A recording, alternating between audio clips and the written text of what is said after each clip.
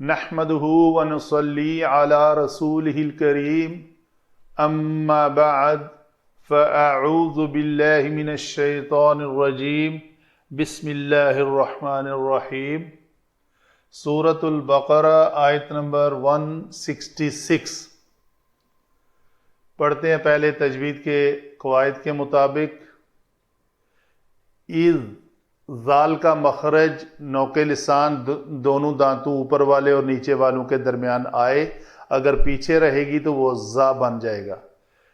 اذ تبرأ الذین اتبعوا من الذین اتبعوا ورأوا العذاب۔ یہاں پہ یاد رہے حمزہ کے اوپر زبر ہے اور یہ الف اس کی کوئی ویلیو نہیں ہے، اس کو پڑھنے میں ہم نہیں پڑھیں گے۔ یہ صرف کتابت حمزہ کے اصول ہیں کہ حمزہ اگر زبر والا ہو تو اس کو الف کے اوپر لکھا جاتا ہے، تو اس کو تبرآ یا تبرآ ایسے نہیں پڑھیں گے۔ تو یہ را زبر را اور حمزہ زبر آ ہی ہے۔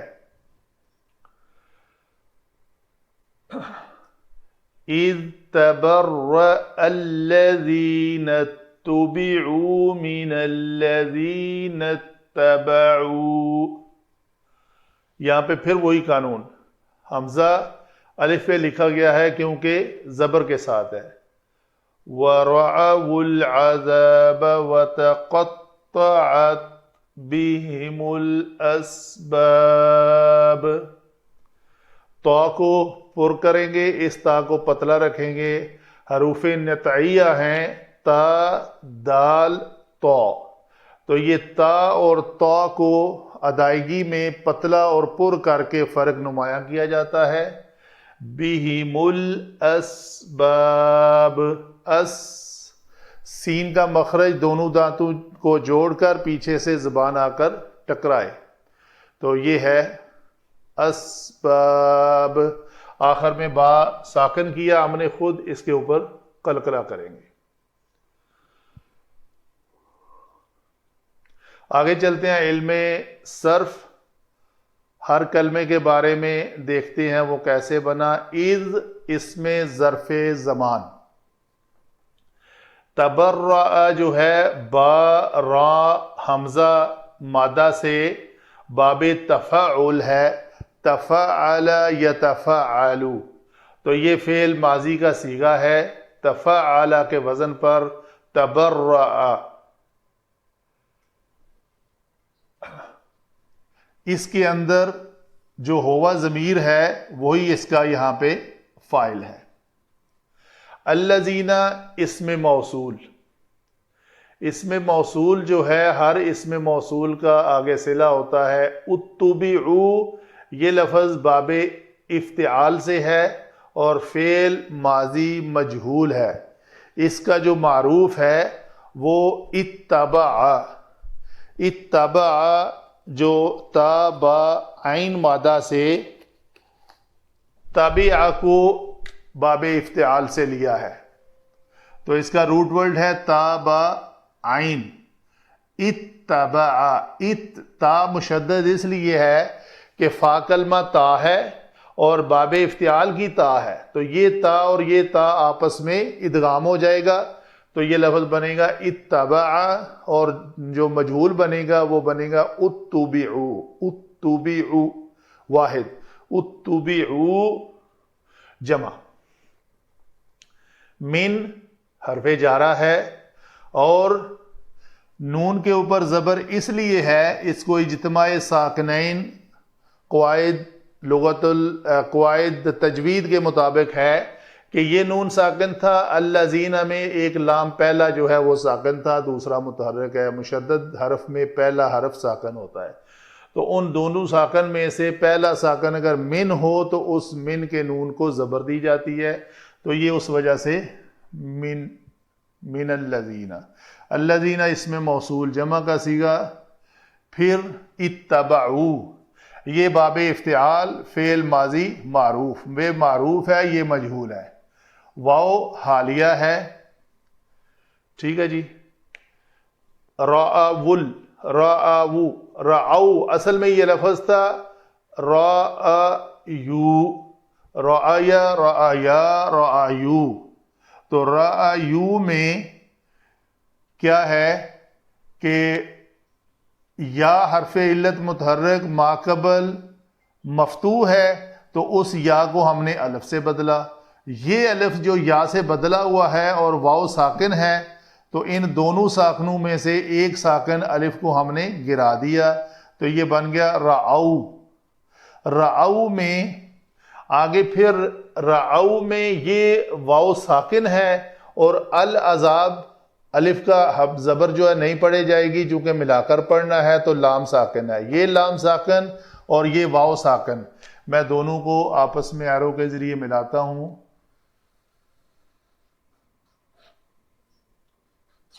یہ ہے اجتماع ساکنین، یہ ساکن اور یہ ساکن دونوں اکٹھے ہوئے تو اگر ان دو ساکنوں سے پہلے والا ساکن واو لین ہو تو اور واو لین ہو اور فعل کی ہو، او حرف عطف ہے، یہ واو لین ہے لیکن اس کو ہم ضمہ نہیں دیں گے، شرط یہ ہے کہ فعل ہونا چاہیے، تو یہ فعل بھی ہے اور واو لین بھی ہے اور جمع کا صیغہ ہے تو ہم نے اس واو کو کیا کیا، ضمہ دیا، تو یہ وہ ضمہ ہے۔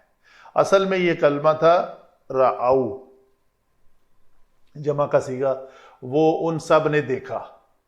العذاب عین ذال با مادہ سے عذاب اس میں مصدر ہے، واو پھر حالیہ ہے، تقطعت قاف تو عین قطع کرنا توڑ دینا، تو تفاعل سے یہ فعل ماضی ہے اور صیغہ کون سا ہے جی، تقطعت واحد مونث غائب کا صیغہ۔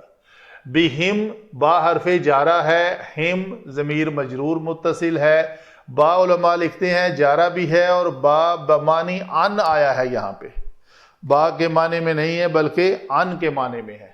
الاسباب، اسباب کیا ہے جی، سبب اردو کا لفظ بھی ہے، سین با سے یہ اسباب، یہ غلطی سے یہاں پہ عذاب لکھا گیا ہے تو یہ اسباب ہے، جمع کا صیغہ،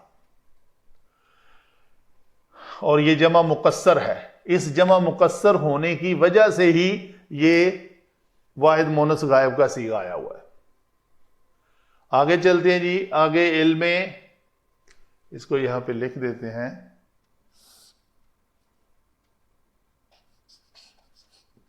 جمع مقصر، علم نحو۔ علم نحو میں اگر بات کریں تو اذ قال موسیٰ، جب موسیٰ، وہ وقت یاد کرو جب موسیٰ علیہ السلام نے کہا، تو اذ کسی زمانے کی بات ہو رہی ہے، اس میں ظرف زمان ہے اور یہ اسم ٹھہرا، تبرأ ہم نے کہا یہ فعل بھی ہے اور فاعل بھی ہے، الذین اس میں موصول، پھر اس میں موصول کا آگے صلہ ہے اتبعو، یہ فعل ماضی مجہول ہے اور اس میں ایک فعل ہے اور دوسرا نائب فاعل ہے، تو گویا فعل جمع نائب فاعل۔ من حرف جارہ، الذین اس میں موصول، اس موصول کا صلہ کیا ہے جی، فعل اور فاعل، اتبعو جنہوں نے پیروی کی، ٹھیک ہے جی۔ اچھا، یہ الذین موصول اور صلہ مل کر مجرور بنیں گے اس مرکب جاری کا، تو یہ دونوں مل کر مرکب جاری ہوئے، یہ مرکب جاری جو ہے یہ متعلق بنے گا اس کا اتبعو کا، تو اس تبرع کا معنی ہے کہ بیزاری کا اظہار کرنا، بے تعلقی ظاہر کرنا۔